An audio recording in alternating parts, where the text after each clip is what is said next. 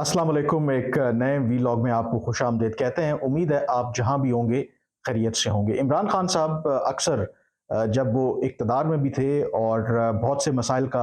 पाकिस्तान को सामना था और ख़ास करके जो उनके सपोर्टर्स थे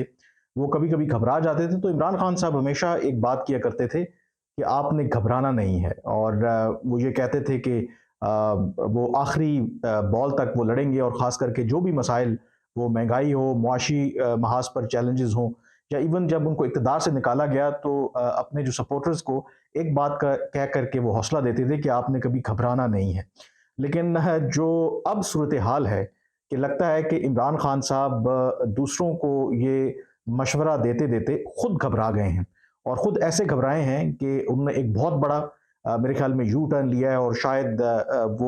उनको नज़र आ रहा है कि हालात उनके लिए साज़गार नहीं है। और ये यू टर्न कैसा है और ये घबराहट कैसी है? तो डेवलपमेंट ये है, अगर आपको याद हो कि इमरान खान साहब जब पिछले साल अप्रैल में उनको तहरीक अदम एतमाद के ज़रिए हटाया गया उनके ओहदे से, तो उसके बाद से जितने भी ज़िमनी इंतखाबात हुए कौमी असम्बली की नशस्तों पर, उस पर इमरान खान ने अकेले इलेक्शन लड़ा। हर इलेक्शन उन्होंने कौमी असम्बली की जो नशस्तें थीं उनसे लड़ा। और अभी भी ज़ाहिर है कि जो स्पीकर कौमी असम्बली हैं राजा परवेज़ अशरफ, जिन्होंने जो तहरीक इंसाफ के अरकान थे जिन्होंने पहले इस्तीफ़े दिए थे, जो इस्तीफ़े कबूल किए तो उन पर इंतखाबात हो रहे हैं। और सबसे पहला जो इलेक्शन अभी होने वाला है कौमी असम्बली की, एक सीट है हल्का 193 है राजनपुर, यहाँ पर कौमी असम्बली के इंतखाबात हो रहे हैं 26 फरवरी को। और पार्टी पॉलिसी के तहत इमरान खान ने जैसे माजी में खुद ही इलेक्शन लड़ा, तो पार्टी का ये फैसला था कि इस हल्के से भी इमरान खान इंतखाबात लड़ेंगे। लेकिन अब ये खबर आई है कि इमरान खान साहब ने वहाँ से इलेक्शन ना लड़ने का फैसला किया है, बल्कि पार्टी ने ये फैसला किया है कि वो वहाँ से इलेक्शंस नहीं लड़ेंगे राजनपुर हल्का NA 193 से। और वो जो अपने कागजात नामजदगी हैं वो अब वापस ले रहे हैं। अब ये फैसला उन्होंने क्यों किया है, इसकी जो सबसे बड़ी वजूहात है, जैसे मैंने कहा कि वो इमरान खान साहब अब घबरा गए हैं क्योंकि इमरान खान साहब के ऊपर नाअहली की तलवार लटक रही है। 2-3 ऐसे केसेस हैं जो इमरान खान साहब के लिए मुश्किलात खड़ी कर सकते हैं। और सबसे इम्पोर्टेंट बात, इमरान खान साहब खुद भी जानते हैं कि अब जब उनकी एस्टेब्लिशमेंट के साथ ताल्लुकात बिल्कुल हैं ही नहीं और एक्चुअली वो he is on the wrong side of the story, तो उनको अच्छे तरीके से पता है कि माजी में जब आप एस्टेब्लिशमेंट की राइट साइड पे ना हो, तो फिर इस तरह के जो केसेस हैं वो यकीनी तौर पर आपके लिए काफ़ी बड़ी मुश्किलात खड़ी कर सकते हैं। 3 इस वक्त इमरान खान साहब के लिए जो केसेस हैं, जो उनके सियासी मुस्तकबिल के लिए बहुत बड़ा ख़तरा है। एक तोशाखाना का जो केस है वो, दूसरा जो है फॉरेन फंडिंग, उसके हवाले से ऑलरेडी जो इलेक्शन कमीशन ऑफ पाकिस्तान की फाइंडिंग आ चुकी है और उसमें वो इमरान खान साहब को नाअहल करार दे चुके हैं। यानी कि जो पिछली उनका करंट जो टेन्योर था 2018 के बाद जो इलेक्शंस उन्होंने जीते, तो उस पर उनको डिस्क्वालीफाई करार दे दिया गया था। उसके बाद जो एक और केस बड़ा तेज़ी से इमरान खान साहब के लिए ख़तरे की घंटियाँ बजा रहा है, वो है मुबैना तौर पर जो उनकी बेटी का केस है। ये केस बहुत पुराना है।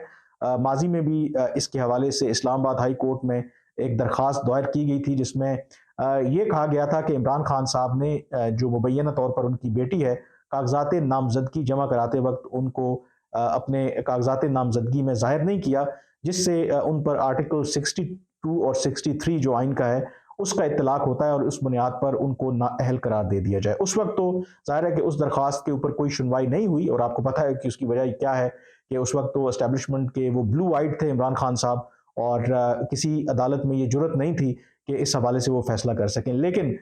इमरान खान साहब जैसे ही इक़्तिदार से अलग हुए तो ये केस भी दोबारा इस्लामाबाद हाई कोर्ट ने उठाया। और हाल ही में अगर आप देखें तो इमरान खान साहब ने जो जवाब, जो रिस्पोंडेंट ज़ाहिर है कि इमरान खान साहब ने जो जवाब उन्होंने जमा कराया, बजाय इसके कि बराह रास्त इसका वो जवाब देते कि क्या टेरियन वाइट उनकी बेटी हैं या नहीं, उसके बरक्स उन्होंने ये प्ली ली क्योंकि इस जो आर्टिकल है 62 और 63 का इतलाक पब्लिक ऑफिस होल्डर पर होता है, क्योंकि अब तो ना वज़ीर-ए-आज़म है ना वो कौमी असम्बली के मेंबर हैं, तो इसलिए उनसे इस तरह का सवाल करने का कोई जवाज़ नहीं है। मीन कि उन्होंने बराह रास्त इसका जवाब नहीं दिया। लेकिन जो इस्लामाबाद हाई कोर्ट है इमरान खान साहब के इस बयान से वो मुतमईन नहीं है और उन्होंने इसके ऊपर अब एक लार्जर बेंच بنانے کی درخواست کی ہے اور 9 فروری سے یہ جو لارجر بینچ ہے اس حوالے سے باقاعدہ طور پر سماعت کا آغاز کرے گا۔ تو عمران خان صاحب نے یہ سینس کر لیا کہ اگر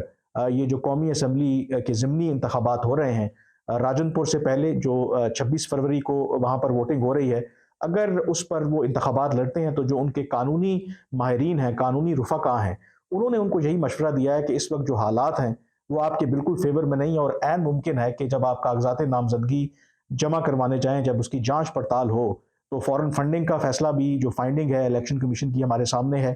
پھر یہ والا معاملہ بھی آ رہا ہے، تو عین ممکن ہے کہ آپ کو ڈسکوالیفائی قرار دے دیا جائے اور آپ کے لیے سیاسی مشکلات بڑھ جائیں۔ تو اس وجہ سے عمران خان صاحب نے یہ فیصلہ کیا ہے کہ وہ اب اس حلقے سے الیکشن نہیں لڑیں گے۔ انفیکٹ اس کے بعد جو 33 حلقوں سے یہ پارٹی نے اعلان کیا تھا کہ وہاں سے بھی عمران خان صاحب خود ہی الیکشنز لڑیں گے، اور اس کی ووٹنگ ہونی ہے 16 مارچ کو، اور اس پر بھی پارٹی کا یہی موقف تھا کہ عمران خان الیکشن لڑیں گے۔ لیکن یہ جو تیزی سے عمران خان صاحب کے لیے قانونی چیلنجز سامنے آ رہے ہیں عدالتوں کے ذریعے، تو اس کے بعد ذرائع کا یہی کہنا ہے کہ عمران خان صاحب اب ان 33 حلقوں سے بھی انتخابات نہیں لڑیں گے۔ اس کا مطلب کیا ہوا کہ عمران خان صاحب سیریسلی اب ان کو نظر آ رہا ہے کہ ان کے گرد جو گھیرا ہے وہ تنگ ہوتا جا رہا ہے، اور میری اپنی اسیسمنٹ بھی یہی ہے کہ عمران خان صاحب کے لیے آگے جو حالات ہیں وہ بالکل بھی سازگار نہیں ہیں، اور ان کے لیے حالانکہ ان کے پاس ایک ضرور موقع تھا، جو میری معلومات ہیں کہ جب پنجاب اسمبلی انہوں نے تحلیل کی تو اس سے پہلے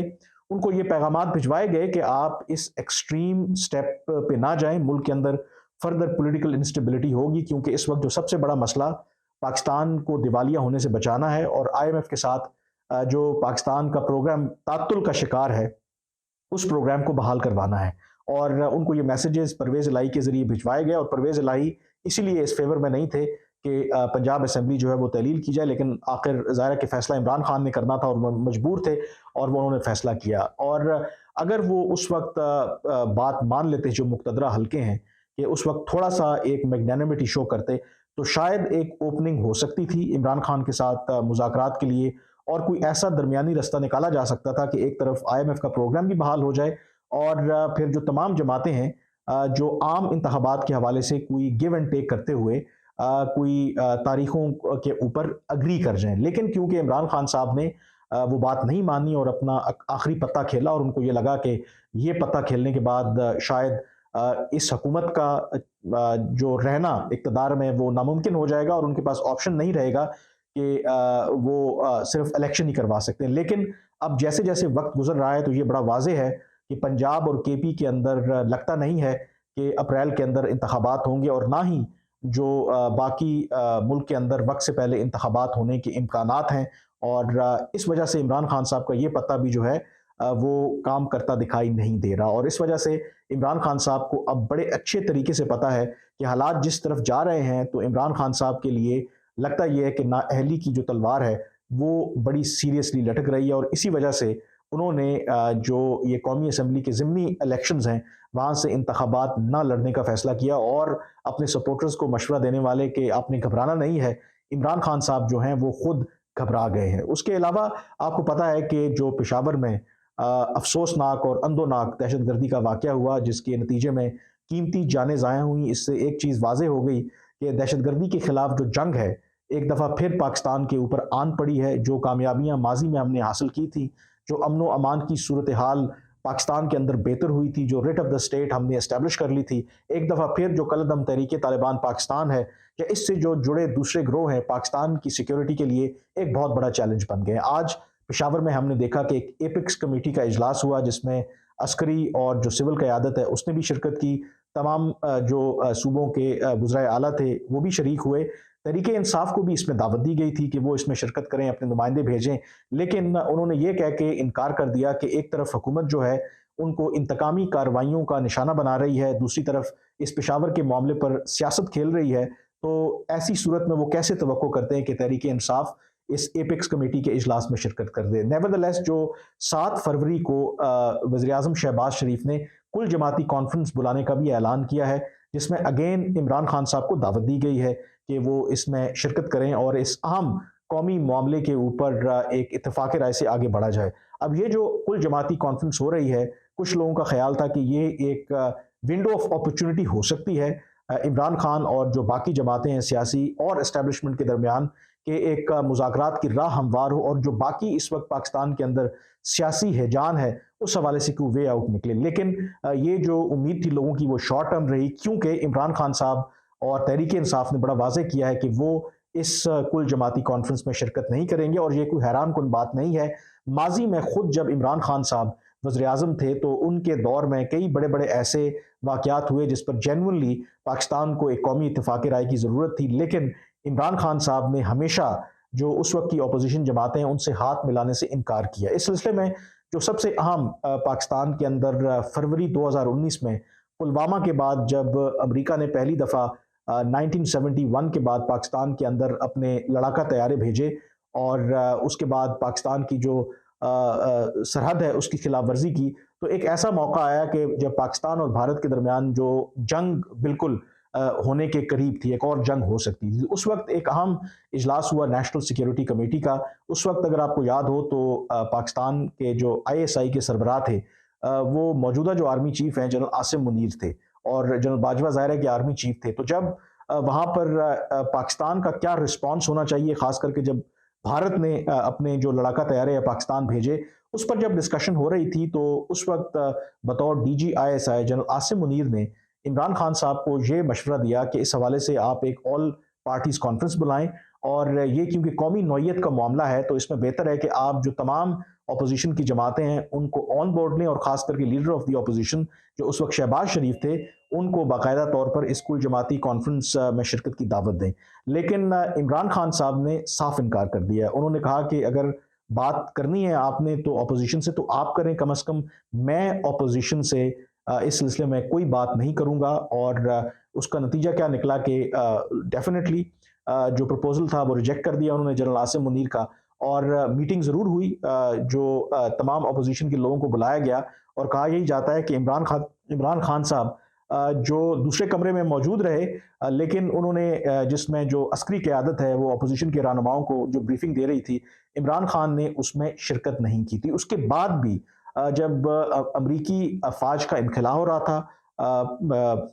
افغانستان سے، اور اس کے بعد جو کالعدم تحریک طالبان پاکستان کے ساتھ مذاکرات کا معاملہ یا اس کو کیسے ٹیکل کرنا ہے، اس پر عمران خان جب وزیر اعظم تھے تو بند کمرہ اجلاس بھی ہوئے پارلیمنٹ کے اندر، اور اس میں جو عسکری قیادت نے بریفنگ بھی دی تمام جو پارلیمان کو، تو ان اہم اجلاسوں میں بھی عمران خان صاحب نے شرکت نہیں کی۔ تو عمران خان صاحب کسی صورت میں بھی اپوزیشن کے ساتھ اس وقت ہاتھ نہیں ملانا چاہتے تھے۔ اب جب وہ اپوزیشن اقتدار میں آ گئی ہے تو میرے خیال میں کوئی امکان ہے ہی نہیں۔ اسی وجہ سے عمران خان صاحب کے بارے میں جو اسیسمنٹ ہے وہ یہی ہے کہ عمران خان صاحب بنیادی طور پر ایک سپوائلر ہیں۔ وہ سیاسی اختلافات اپنی جگہ پہ، ہر جماعت کے ساتھ میرے خیال میں زیادتیاں ہوئی ہیں، یہ بھی حقیقت ہے کہ اسٹیبلشمنٹ نے زیادتیاں کی ہیں، اسٹیبلشمنٹ کا سیاست کے اندر ایک کردار رہا بھی ہے، وہ الیکٹڈ گورنمنٹس کے خلاف سازشیں بھی کرتے ہیں، لیکن اس کے باوجود جو قومی نوعیت کے معاملات جب بھی ہوئے تو پھر سیاسی جماعتوں نے ان اختلافات کو سائڈ پر رکھ کر کچھ چیزوں کے اوپر اتفاق رائے پیدا کرنے کی کوشش کی۔ لیکن عمران خان صاحب جو ہیں وہ اس معاملے میں ان تمام جو سیاسی جماعتیں ان سے مختلف ہیں، اور وہ کسی بھی طرح سے بے شک وہ قومی نوعیت کے معاملات ہوں اس پر اپوزیشن یا گورنمنٹ کے ساتھ ہاتھ ملانے کے لیے تیار نہیں ہیں۔ آج کے وی لاگ سے اتنا ہی، مجھے اجازت دیجیے، اللہ حافظ۔